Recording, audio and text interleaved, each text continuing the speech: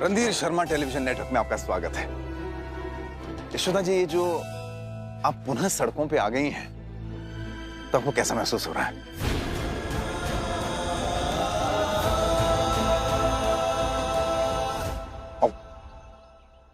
Mic off.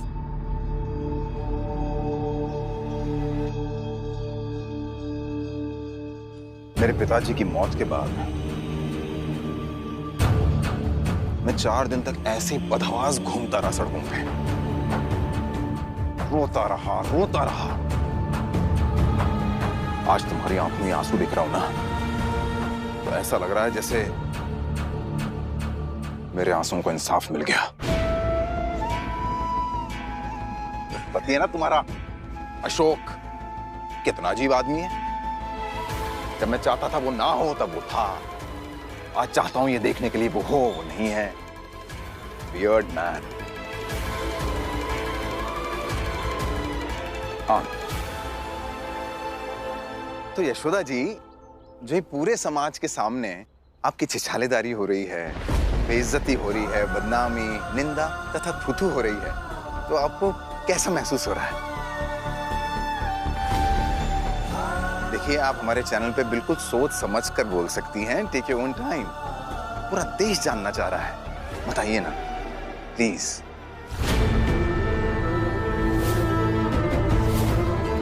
शर्म आनी चाहिए आपको। एक तो अखबार में तस्वीर छपी है और ऊपर से खुलेआम इस आदमी के साथ खड़ी हो। अरे तुम्हें तो चुल्लू भर पानी में डूब मरना चाहिए।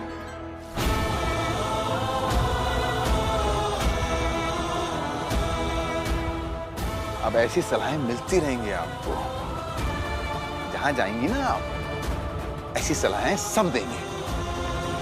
मुझे क्या लगता है, मेरा विवेक, मेरी बुद्धि मुझे ये कहती है कि जब भी किसी इंसान को चतुर्दिशा से इस तरह की बातें सुनने को मिलती है ना यशोदा जी, तो उसे चुल्लू भर पानी में डूबने का मन करने लगता है। तो मेरा सजेशन आपको ये है कि जब भी आप घर से निकले ना, तो घर तो रहा ही नहीं, तो फिर आप क्या कीजिए कि हमेशा चुल्लू भर पानी अपने साथ रखा कीजिए। मेरे पति ने अपनी जिंदगी में बहुत से गलत काम किए हैं रणधीर, लेकिन उसकी सबसे बड़ी गलती क्या है पता है तुम्हें? तुम्हारी सच्चाई जानने के बाद भी तुम्हें सबक नहीं सिखाया उसने।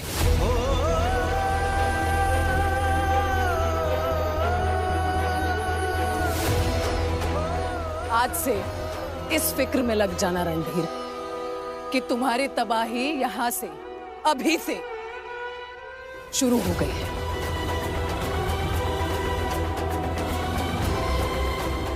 सड़क पे तुम खड़ी हो यशोदा, और मेरी तबाही की बात कर रही हो। वही तो, बहुत सही कहा तुमने। मेरे पास तो कुछ बचा ही नहीं है, कुछ रखा ही नहीं है तुमने। खोने के लिए कुछ है ही नहीं, ना परिवार है ना घर है। लेकिन तुम्हारे पास बहुत कुछ है रणधीर। एक दिन तुम्हें सड़क पे लाकर खड़ा नहीं कर दिया ना, मेरा नाम भी यशोदा गुप्ता नहीं।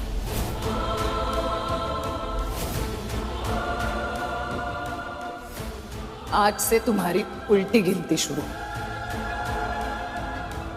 और रणधीर शर्मा, सॉरी लेकिन आपको सर नहीं बोलूंगा।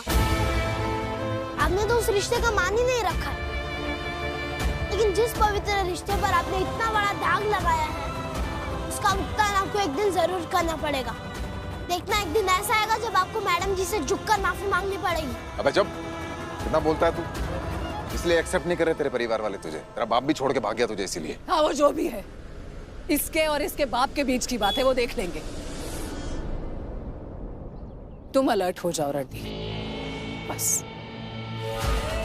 खुशफहमी अच्छी चीज है यशोदा, लेकिन इतनी खुशफहमी, माना कि किसी से भिड़ जाना, किसी से उलझना बहादुरी हो सकती है, लेकिन ये जरूर देखना चाहिए कि हम किससे उलझ रहे हैं। जानती, बहुत अच्छे से जानती हूँ। इतने हाई प्रोफाइल इंसान के सामने खड़े रहना, लड़ना बहुत मुश्किल है। जीतना तो उससे भी मुश्किल है रणधीर, पता है मुझे, लेकिन लड़ूंगी और जीतूंगी भी। नहीं, लाइटली मत लेना मुझे। क्या है ना, एक औरत के लिए उसकी मर्यादा, उसका परिवार, उसके बच्चे, बस यहाँ तक। एक बहू के लिए सास ससुर तक, लेकिन उसके बाद किसी को भी बर्दाश्त नहीं करूंगी। मेरे बाबूजी ने कहा है जाकर अपनी बेगुनाही का सबूत लेकर आ, और उसके लिए मुझे तुम्हें एक्सपोज करना होगा। मैं करूंगी एक्सपोज। नहीं, जरा सोचो, अपने खानदान के लिए इतनी बड़ी कुर्बानी दी है मैंने, तो अपने बाबूजी का आदेश निभाने के लिए किस हद तक जा सकती हूं मैं, ये सोचकर एक पल के लिए डरना जरूर।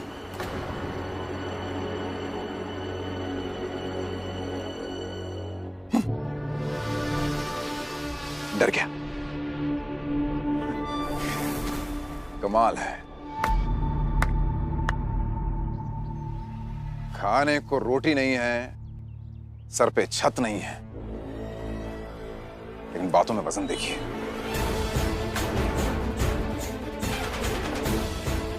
यशोदा, ये तो मेरे रिवेंज की पहली इंस्टॉलमेंट थी। अभी तो तुम्हें और तुम्हारे परिवार को और बहुत सी इंस्टॉलमेंट्स देनी है।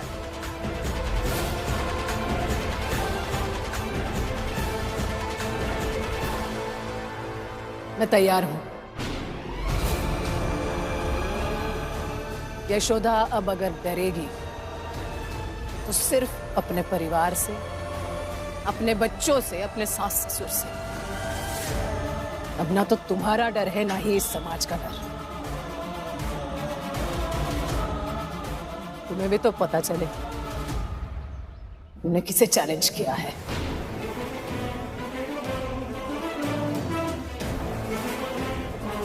All the best. All the best to you.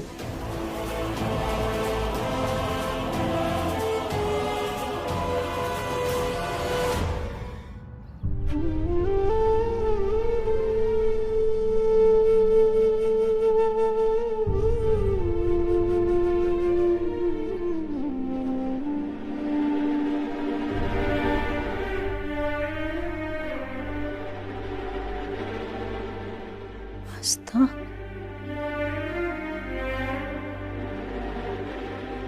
आस्था, क्या हुआ बेटा? इतनी उदास क्यों लग रही है तुम? भूख लगी है? किसी ने कुछ कहा तुमसे? नहीं दादी, मैं मम्मी और नूपुर के बारे में सोच रही हूँ। दादी, देखो बेटा, मम्मी और नूपुर को तो छोड़ दो। मम्मी और नूपुर के अलावा अगर और कोई बात है ना तो वो हमसे कहो। हाँ? आस्था, तुम अपनी मर्जी से ही यहाँ आई हो ना, उन सबको छोड़कर, उनसे दूर। हाँ? तो जब तुम्हें वहां रहना ही नहीं है तो उनके बारे में बात क्यों करनी है बेटा? छोड़ो। और बाकी के तो सब लोग हैं ही ना घर में, पूरा परिवार है, मम्मी और बहन ही तो नहीं है, तो एंजॉय करो, खुश रहो। हाँ दादी, मैं ही और उनसे दूरी रहूंगी। मुझे नहीं जाना उनके पास। वो मेरी मम्मी और बहन है, इसलिए मुझे उनकी याद आ गई और थोड़ा सैड हो गई, बस। आस्था,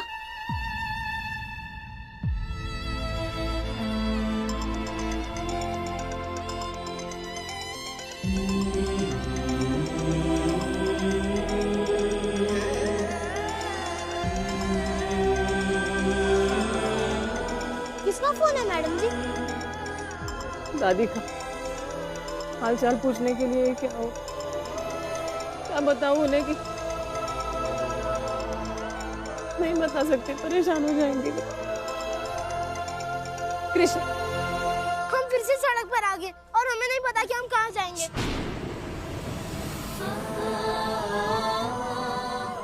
क्या?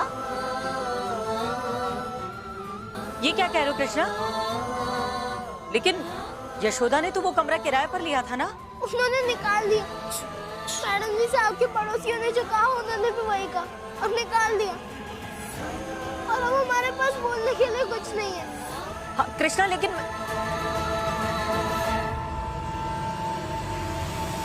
ये क्या तरीका है अम्मा से बात करने का? समझ में नहीं आ रहा। अभी परेशान हो रही होंगी वो। बात नहीं कर रहा था, दुख जता रहा था जो आप नहीं जता पाती हैं।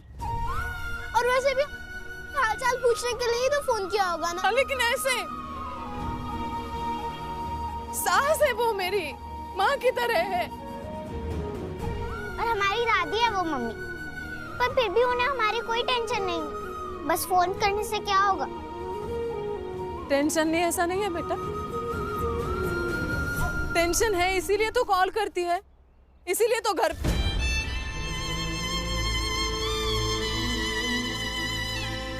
चिंता है उन्हें हमारी। लेकिन वो भी मजबूर है। औरत ही क्यों मजबूर हो जाती है मम्मी?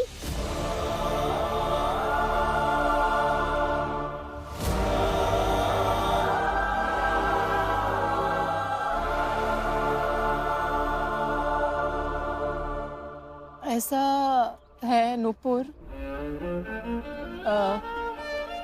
घर की जिम्मेदारी, इज्जत, मान मर्यादा सब बस औरत से होती, सब औरत से जुड़ी होती है। पर औरत से ही क्यों? पता नहीं, और वही औरत को मजबूर भी कर देती है। पर अब हम मजबूर नहीं होंगे बेटा। हाँ, अब हम मजबूर नहीं होंगे, ये तो तय है।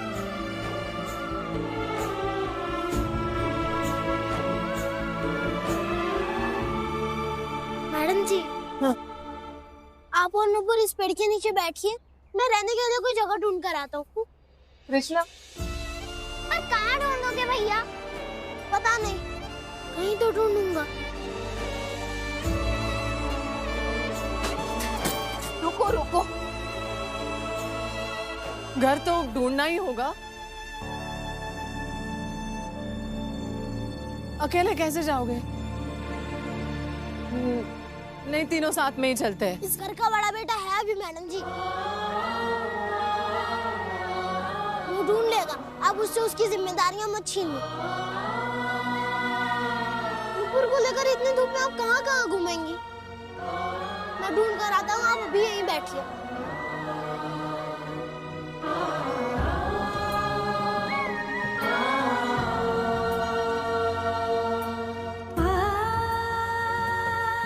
ख्याल रखना।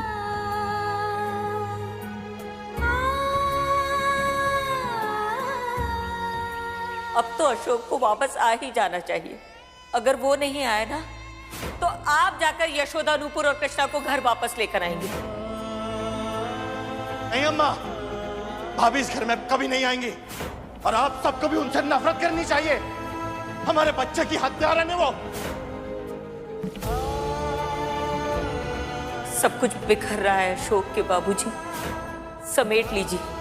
अगर आज नहीं समेटा ना, तो बहुत देर हो जाएगी।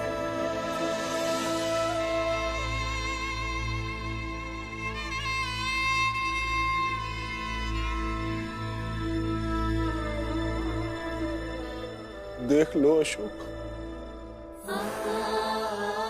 तुम्हें वापस लाने के लिए हमने क्या कुछ नहीं किया। अपने वकार से नीचे गिर गए और आज हम ही गुनहगार बने बैठे हैं। इसमें हमारी क्या गलती है? हाँ दादाजी, गलती आपकी नहीं है।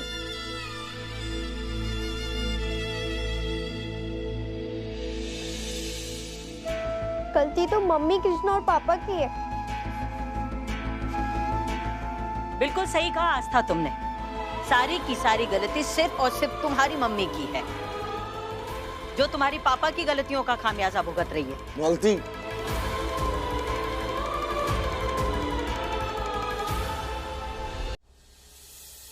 रुकिए, आप ही बताइए ना, हम क्या करें? तकलीफ होती है। यशोदा और उसके बच्चों को ऐसे भटकते तो नहीं देख सकते ना हम।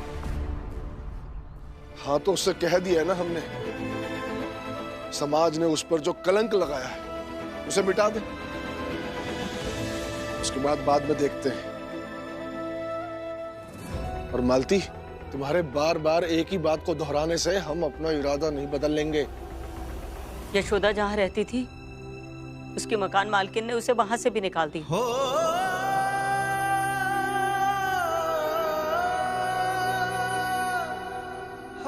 वो सब फिर से सड़क पर आ गए हैं।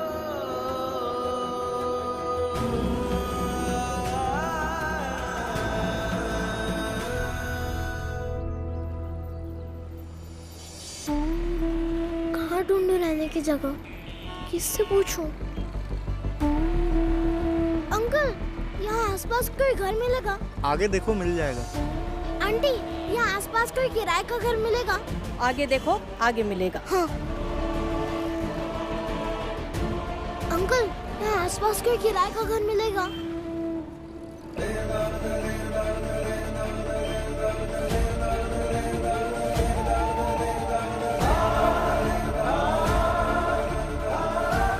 और सुनिए, यहाँ आसपास कोई रहने के लिए जगह मिलेगी? हाँ मिलेगा, आगे कुछ लॉज है, तुम वहाँ देख सकते हो।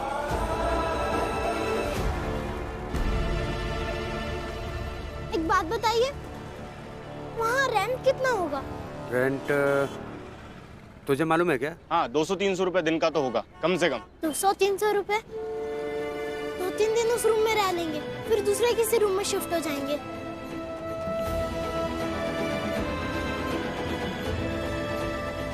लेकिन मैडम जी के पास उतने पैसे नहीं होंगे। आइए आइए और अपनी किस्मत आजमाइए, यह है ताकत और किस्मत का खेल। आइए आइए, हमारे उस्ताद जी का कमाल देखिए।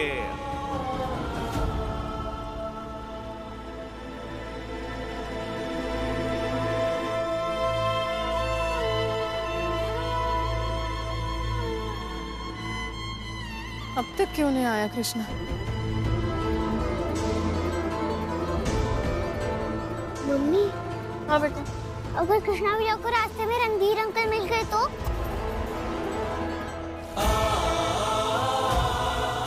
अगर रणधीर अंकल ने कृष्णा भैया को कुछ... नहीं नहीं, चलो हम चल के देखते हैं। ये पकड़ो, फोन पकड़ो। आओ, आ जाओ, हाथ पकड़ो। 1000 रुपए इनाम, 1000 रुपए इनाम, 1000 रुपए इनाम। जो भी कोई हमारे उस्ताद जी का पैर हिला के दिखाएगा उसे 1000 रुपए इनाम मिलेगा। 1000 रुपए का इनाम है। अगर मैं जीत गया तो 3 दिन के किराए की टेंशन खत्म। तो वीर के लिए बहुत सारी तालियां।